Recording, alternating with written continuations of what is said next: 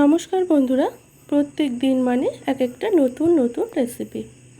আজও একটা নতুন দিনে নতুন রেসিপিতে আপনাদের সবাইকে অনেক অনেক ওয়েলকাম জানাই।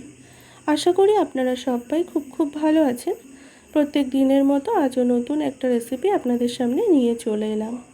আজ শেয়ার করতে চলেছি কলমির শাক ভাজা রেসিপি।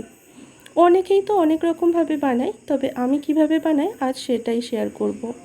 ভীষণ ঝটপট তৈরি হয়ে যায় আর খেতে কিন্তু দারুণ সুস্বাদু লাগে। গরম ভাতের সাথে এই রকম একটি শাক ভাজা প্রথম পাতে খেতে কিন্তু দারুণ লাগে। চলুন তাহলে বেশি দেরি না করে ঝটপট রান্নাটি শুরু করা যাক। তবে রেসিপি শুরু করার আগে প্রত্যেকবারের মতোই বলবো, যে সমস্ত বন্ধুরা আমার চ্যানেলে নতুন আছেন প্লিজ পুরো রেসিপিটাকে কন্টিনিউ করবেন, এটা অনুরোধ রইল।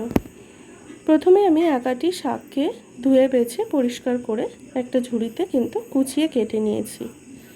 এরই সাথে নিয়েছি হচ্ছে একটা মিডিয়াম মাপের আলু কুচি। আলু কুচিটাকেও কিন্তু কেটে ধুয়ে পরিষ্কার করে জল ঝরিয়ে নিয়ে নিয়েছি। এরপর চলে এসেছি রান্নাতে। কড়াতে মোটামুটি পরিমাণ মতো তেল গরম করে নিয়েছি। তেলটাকে গরম করে নিয়ে তারপর এর মধ্যে দিয়ে দিলাম হচ্ছে 3 থেকে 4টে মাঝখান থেকে কেটে নেওয়া শুকনো লঙ্কা। শুকনো লঙ্কাটাকে ততক্ষণ ভেজে নেব যতক্ষণ না একটু গায়ের রঙটা পাল্টে যাচ্ছে আর শুকনো লঙ্কা থেকে দারুণ সুন্দর একটা ভাজার স্মেল বেরোচ্ছে। ততক্ষণ পর্যন্ত ভেজে নিয়ে তারপর এর মধ্যে দিয়ে দিলাম 2 চামচ রসুন কুচি। রসুন কুচিটা দিয়েও একটু লাল লাল করে ভেজে নিয়েছি। নিয়ে তারপর দিয়ে দিয়েছি হচ্ছে আলু কুচিটা। আলুটা যেহেতু শক্ত সবজি তাই এটা প্রথম থেকে দিয়ে একটুখানি কিন্তু আলুটাকে ভেজে নেব। খুব ভালো করে নাড়াচাড়া করে একটা ঢাকা দিয়ে দেব 3 থেকে 4 মিনিটের জন্য। 4 মিনিট পর ঢাকাটা খুলে দেখে নেওয়ার পালা আলুগুলো কেমন সিদ্ধ হয়েছে বা কেমন ভাজা হয়েছে। আলুর গায়ের রঙটা লালচে বর্ণ কিন্তু ধরা শুরু করে দিয়েছে। আবারও আমি মিনিট 2 মতো ওই গ্যাসের আঁচটাকে মিডিয়ামে রেখে আরও 2 মিনিট ভেজে নেব। 2 মিনিট পর এর মধ্যে দিয়ে দেব হচ্ছে পেঁয়াজ কুচিটা। এখানে আমি 2টো পেঁয়াজ কুচি নিয়েছি, একদম কুচিয়ে নিয়েছি ঝিরিঝিরি করে, তাহলে পেঁয়াজটা খুব তাড়াতাড়ি সফট হয়ে যাবে। সেই জন্য আলুর সাথে পেঁয়াজটাকেও একটু ভেজে নেব মিনিট খানেক মতো।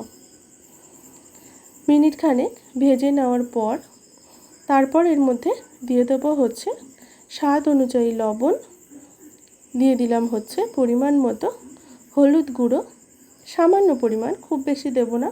শাকে বেশি একটা হলুদ কিন্তু লাগে না, অনেকেই আছে শাকে হলুদটা ইউজও করে না, তবে আমি এখানে সামান্য পরিমাণ একটু দিয়েছি।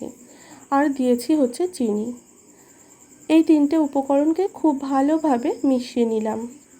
মিনিট খানেক আবারও কড়াতে নাড়াচাড়া করে নিয়ে তারপর এর মধ্যে দিয়ে দিলাম হচ্ছে আগে থেকে কুচিয়ে রাখা শাকটা দিয়ে খুব ভালো করে এবার মিশিয়ে নেওয়ার পালা। খুব সুন্দরভাবে মিশিয়ে নিয়েছি। এরপর আবারও একটু ঢাকা দিয়ে দেব 2 থেকে 3 মিনিটের জন্য। 3 মিনিট পর ফিরে এলাম। শাকটা অনেকটা নরম হয়ে গেছে আর শাকটা এখানে সিদ্ধও হয়ে গেছে খুব ভালোভাবে।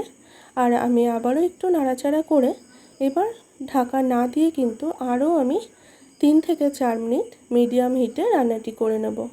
3 থেকে 4 মিনিট পর দেখুন ঠিক এই রকম হয়ে আসবে, একদম ভাজা ভাজা হয়ে আসবে আর কড়াতে হালকা লেগে যাবে। সেই সময় বুঝে নিতে হবে আমাদের আলু দিয়ে কলমির শাক ভাজা একদম তৈরি।